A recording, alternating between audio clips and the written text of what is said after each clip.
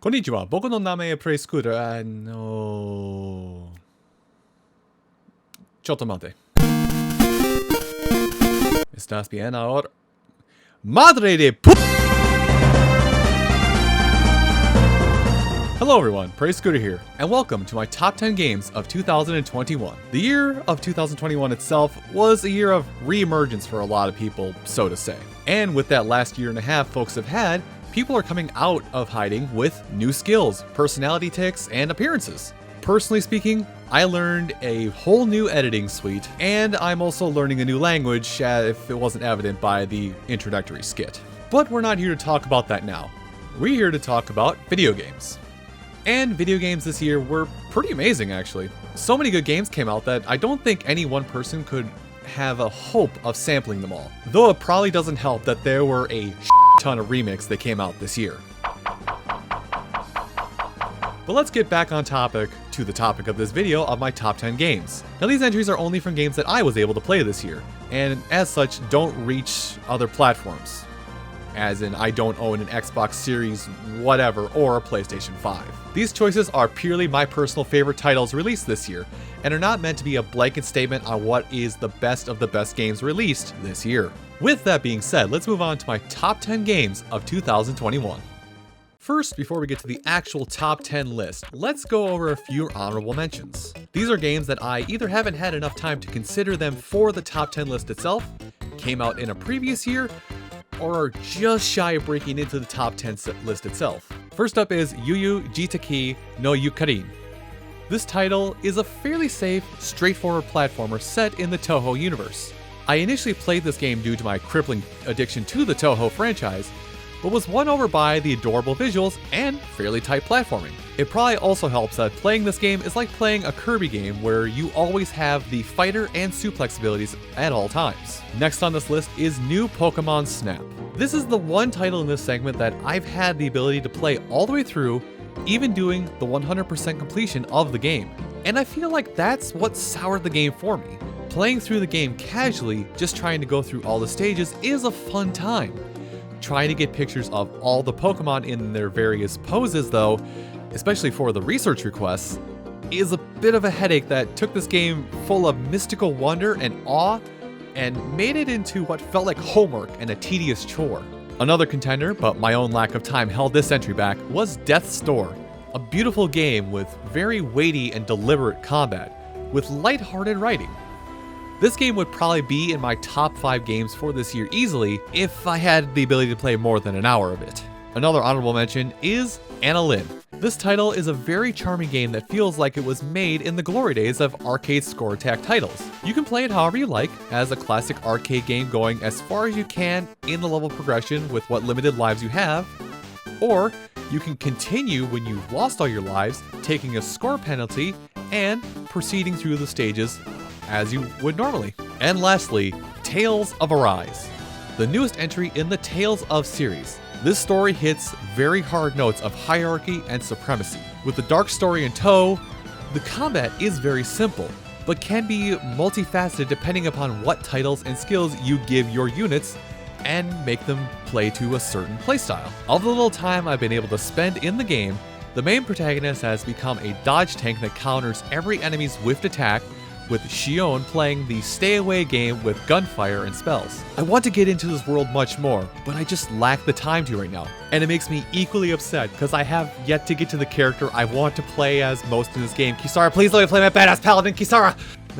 Well, with that out of the way, on to the actual top 10 list. Number 10. Darkness. An empty void. Nothing.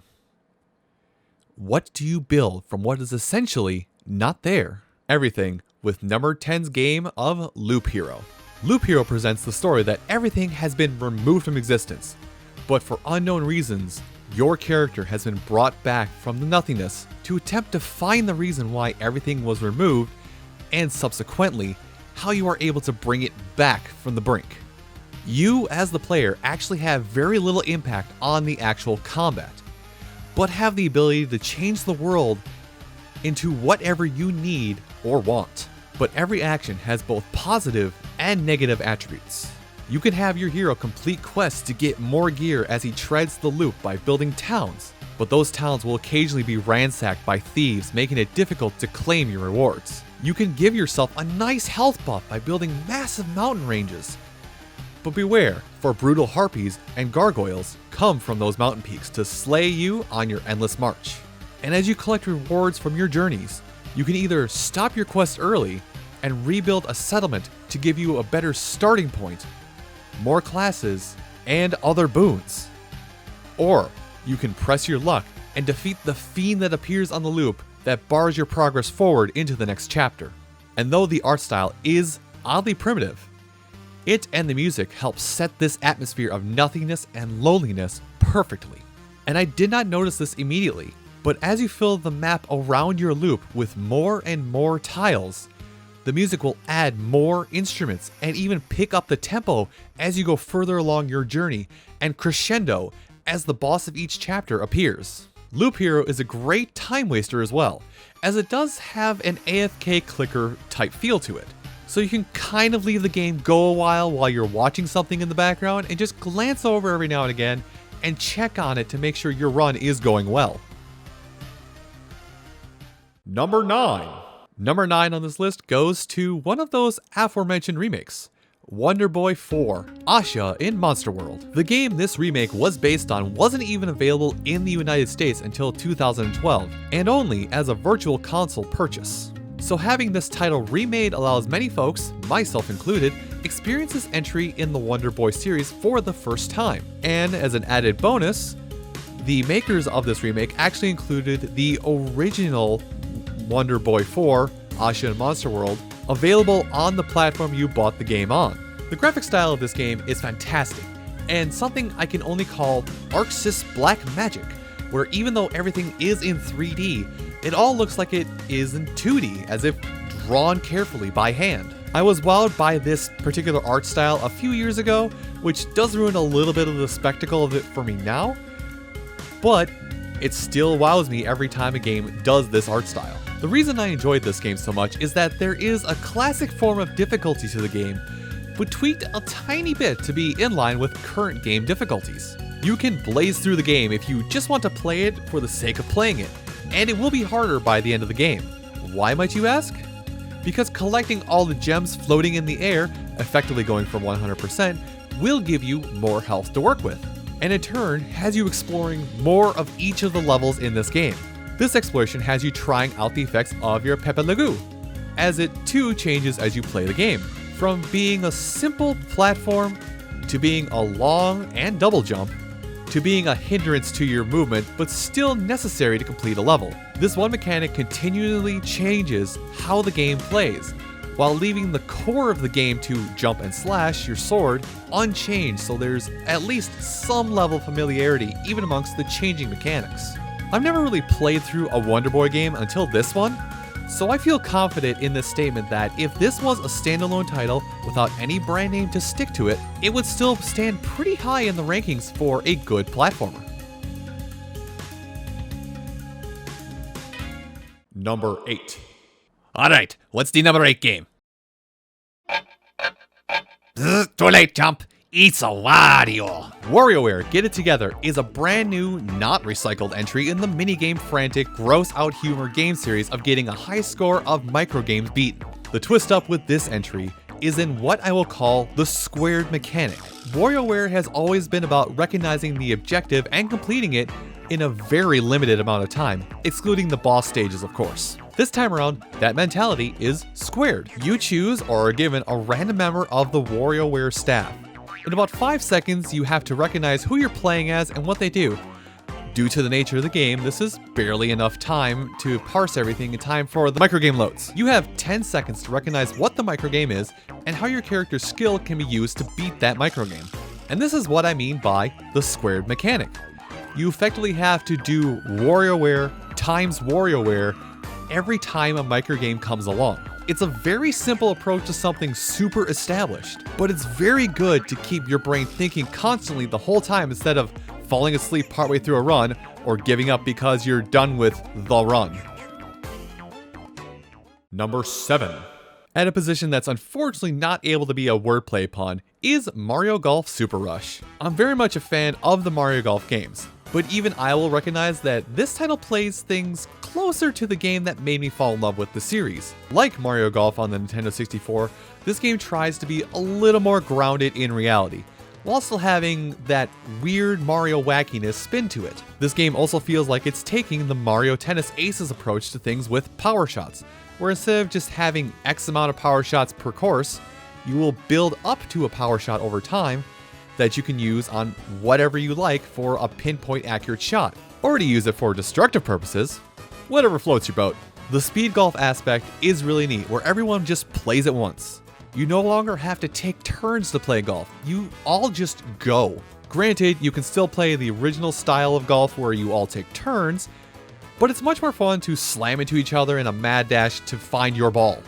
Another neat thing is that there is a story mode, and it still captures the feel of that RPG explorative golf game that the handheld Mario Golfs had in the past. Though for some reason this story mode feels a little empty when compared to Mario Golf on the handheld systems of the past. It's still nice that this mode is available in this game though. Now, I'm again calling out the fact that this game's design path follows Mario Tennis Aces. This game has been receiving additional characters and courses free of charge, as well as costumes for playing only in ranked modes. Though, due to the recent events of the last year or so, a lot of people have been chalking this up to be a rush title. To that, I have to ask, why did Mario Tennis Aces get a free pass? Number 6. Number 6 on this list goes to Boomerang X. A lot of shooters now seem to have this want to tell a long narrative story with uninterruptible cutscenes. Even those shooters that once used to be known for press start, start blasting gameplay like Doom and Serious Sam. Boomerang X is the answer to this itch. It does have an opening cutscene to set the mood, but outside of that, everything is done through action. The game drops a couple of words across your screen saying, "You have this skill," and throws you into a do or die scenario to understand how your skill works. If it's a more complex skill though, they will give you a quick testing room, but if it's combat focused, usually it's the do or die method. And in some situations, that's not even the case, because even some skills you get that are purely for movement first and combat second can sometimes just say, okay, you got a movement skill, in you go. Now the combat in this game is pure adrenaline.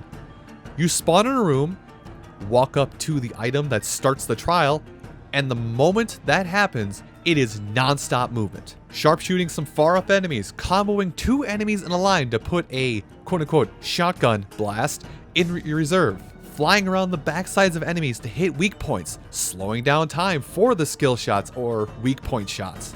And all of that revolves around a singular item and your only weapon. Now, I would talk more about this if I actually had more material to work with. That is just how simple the game is, but that simplistic nature is exactly why I love it this much. Number 5. MOBAs. A very polarizing genre.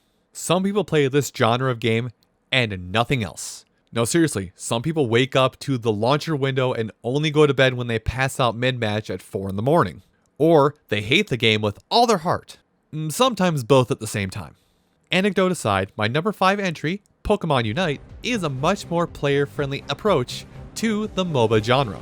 Personally speaking, a lot of what scares me away from MOBA games is the build-on-the-fly item management and the time commitment per game. I don't have the mental fortitude to build items on the fly based on what's happening in the match, and I don't have a straight hour, no breaks to dedicate to a game anymore. Pokemon Unite curves a lot of those issues and then some. A lot of the item building is done outside of the action of the game, in its own separate menu. Granted, those items and item building are subject to the same currency acquisition that playable characters are, so sometimes your gear won't be the same as somebody else who has played it a lot more than you or has spent real world money on the game. The other point that I brought forth of time commitment is also tackled with a hard 10-minute timer. There's not much more to it than that. It's just a MOBA designed to respect your time. Yet within that small time frame, A lot of mechanics are done, so it is not a complete wash if one team does better than the other right out the gate. There's other objectives you can take, like in other MOBAs.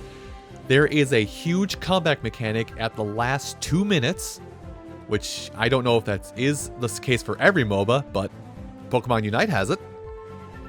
And with those various handful of mechanics, you can go from struggling horrendously to winning the match in a matter of 30 seconds. For the Pokemon side of it, they've chosen a very unique cast. Most of the time with a Pokemon game lately, they've just been picking Charizard, Blastoise, whatever flavor of the month popular Pokemon is, Pikachu, but Crustle is a playable Pokemon. When was the last time you thought about Crustle? Number 4. Okay, I promise you, this is the last remake on the top 10 list. Number 4 on this list goes to Mario Party Superstars. I've been an advocate for most of the changes to the Mario Party series. I think we can all be in agreement that a return to the natural, knockout, drag-out, RNG-heavy, luck-fueled... Damn it, Jeremy, I swear to all that is good, if you target me with Boo one more time, I'm going to take your controller and spike it so hard it's going to hit the septic tank underneath this house. And that's what a lot of people have been wanting. The kind of party game that Mario Party is known for. Everyone wanting to play the game so eagerly. Then by the end of it, at each other's throats, wondering why they all agreed to play Mario Party to begin with. The game definitely is playing the nostalgia card, but not just for the people of my age demographic who grew up with the N64 Mario Parties, but for everyone who has been a fan of Mario Party at all. The boards chosen are entirely from the Nintendo 64 collection of titles, but that's where the nostalgia pandering ends. The collection of items you can use, the characters you can play as, and minigames harken to every single Mario Party released.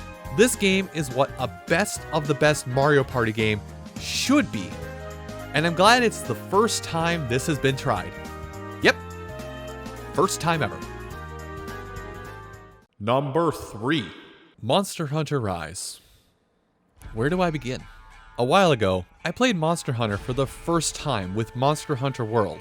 I was enjoying myself, but I also felt like I was always lagging behind. Not having the knowledge of previous titles left me falling behind because I kept having to redo fights after I lost them. And when playing with friends, I felt like I wasn't pulling my own weight and dragging them down.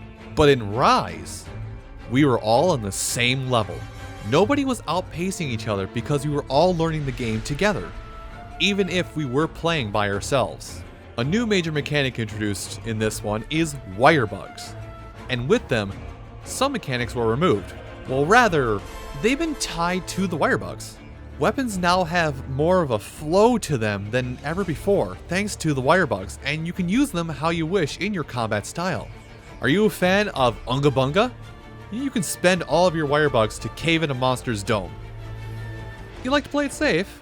Well, your bugs can be used as a get-out-of-jail-free card should you get knocked on your butt. Another new thing introduced is rampages. The simplest way I can explain these is that it's a tower defense mode. You man turrets, sharpshoot monsters, and stop them from breaking down a door at the end of the path. But these aren't mini monsters. These are full-size beasties. And there's still the apex monster at the end of the run, which makes an Elder Dragon look like a quivering chihuahua. And for the first time since playing this series, I'm actually trying out different weapons and using multiple weapons instead of like in Monster Hunter World where I was a one weapon wonder with the hammer.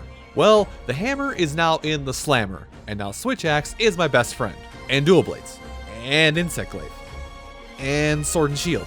The point I'm getting at is, even if I'm playing the same mission over and over and over, I now have multiple weapons to go to change things up so I'm not bored by farming the same monster for the same parts. As always, an added bonus to this game is to be able to play it with friends. Fighting monsters together is always exhilarating because the monsters are just that much more deadly.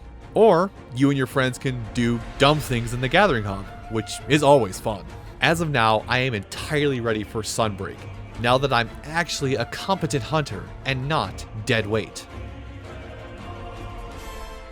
Number 2. My number 2 pick goes to probably the simplest title released this year, Pac-Man 99. It's no secret that I am an old person. Been around since this yellow circle was struggling to run on the 8-bit powerhouse of the Nintendo Entertainment System. Now, 40 years later, Pac is back to take the Battle Royale genre by storm. This game takes the original and amps up the hazards to 11. Granted, those hazards do come from other players, but it's more hazards to try and maze around. But like with most Battle Royale games, it only gets more intense as time goes on. And the thing that caps all that off is the music that plays at the very end.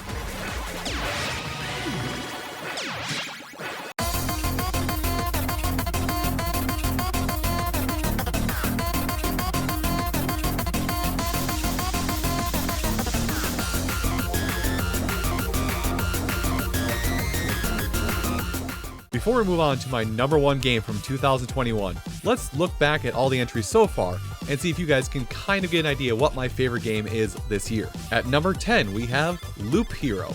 At number 9, we have Asha in Monster World. At number 8, we have WarioWare Get It Together. At number 7, we have Mario Golf Super Rush. Number 6, Boomerang X. At number 5, Pokemon Unite. Number 4, Mario Party Superstars. Number 3, Monster Hunter Rise. And at number 2, Pac-Man 99.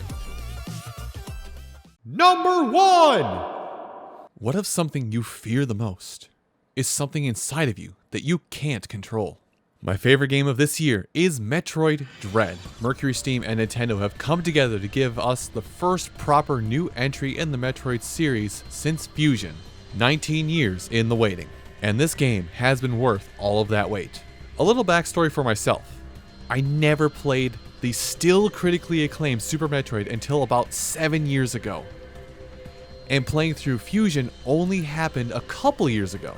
Yet I feel like this experience was catered particularly for a fan like myself who is just now starting the series. And from some of my friends' accolades who are longtime Metroid fans, this game has been everything they wanted and more. The movement is seamless and silky smooth. And the main thing that I will attribute to that is something you may not have even noticed. If you're running and there's a 1 tile high bit of flooring you have to get over, Samus will automatically vault it. In a previous Metroid game, you would have to put forth the effort to jump. And that's just the tip of the iceberg on the movement. And you would have to play the game for yourself to get what I'm talking about when I mean just the tip of the iceberg on the movement. The Emmy introduced in this title seem like an estranged element at first if you're an outsider looking into the series. But when you think back to how Fusion worked, you occasionally had to hide from the SAX, a being that also obliterated you in one shot if you didn't sneak around it. Combat is tight and responsive, even for what effectively boils down to shoot, charge, and toggle missiles. You can take down a baddie with loads of ammunition, but for a lot of the fights, if you take advantage of the arena or the counter system, fights can be over in a fraction of the normal time. Or in some instances, even shorter. Though I haven't invested the time into it, this game was crafted to even indulge those that love to sequence break. An example of this ties into my last point about the combat. If you sequence break this game and acquire bombs early, you can go back to Kraid's arena. There is a secret panel you can unveil that has a launcher for the Morph Ball in it. Using this hidden contraption will effectively let you skip phase 2 out of 2 for the fight. And once again, that is just the tip of the iceberg when it comes to sequence breaking. The story for this game has barely any words uttered, but also somehow keeps the namesake of Metroid at its core and makes sure you know this. This is your minor spoiler warning, but I'm not going to spoil the end of the game. The Metroid are still sought after for their impressive might by Ravenbeak, but they are extinct. Well, minus Samus herself being part Metroid now due to the events of Metroid Fusion. And Ravenbeak is trying to draw that Metroid DNA out of Samus by any means necessary.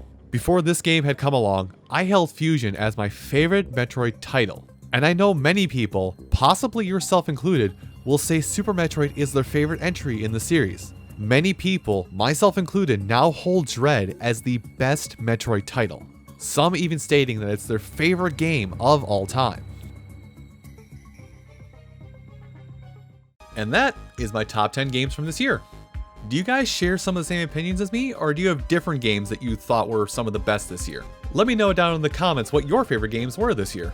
And while we're out here shilling, these top 10 videos aren't my normal thing. I do them every now and again, but it's a rare occurrence, like a snowball in hell. Usually I do videos in the Let's Play style, or I do videos on newer or indie releases showcasing those games. So if that's something you're interested in, consider subscribing, and you'll start seeing new videos popping up in your feed daily from myself. Sometimes 2 videos a day, depending upon if I have something specific I want to get out there.